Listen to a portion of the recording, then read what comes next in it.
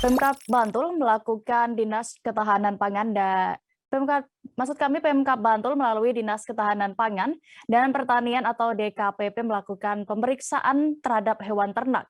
Kegiatan ini menyasar beberapa kandang kelompok dan tempat penampungan ternak.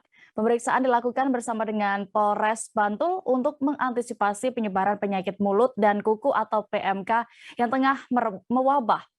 Terkait ini akan disampaikan oleh rekan Santo Ari, reporter dari Tribun Jogja yang sudah siap dengan informasi lengkapnya. Silakan rekan.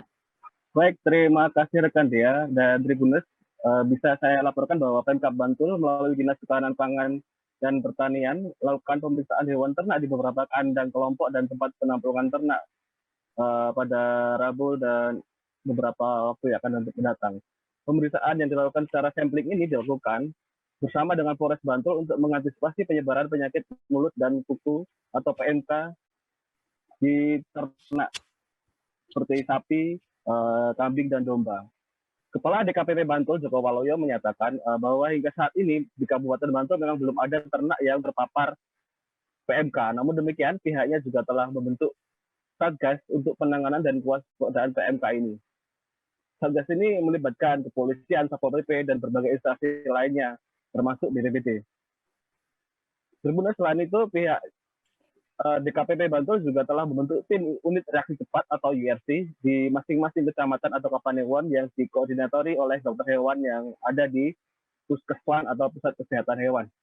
Langkah ini dilakukan lantaran Kabupaten Bantul merupakan kabupaten penyuplai kebutuhan daging terbesar di DIY. Disebutkan ada 70% kebutuhan daging DIY itu berasal dari Kabupaten Bantul. Joko Waloyo pun juga mengimbau kepada masyarakat untuk dapat bersabar dan tidak perlu panik jika ada ternaknya yang bergejala yang mengarah ke PMK seperti sariawan di mulut, gusi, lidah, dan luka di kaki ternak. Masyarakat cukup melapor ke Puskeswan dan akan ditindaklanjuti dengan pemeriksaan oleh petugas dari Puskeswan.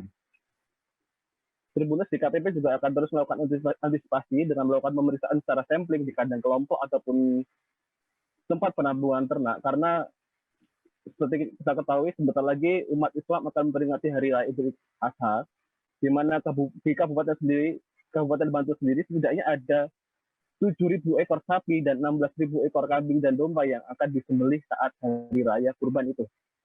Selain itu, sebagai bentuk antisipasi penyebaran PMK, pemerintah Kabupaten Bantul akan terus memantau lalu lintas ternak, terkhusus yang akan masuk di Kabupaten Bantul.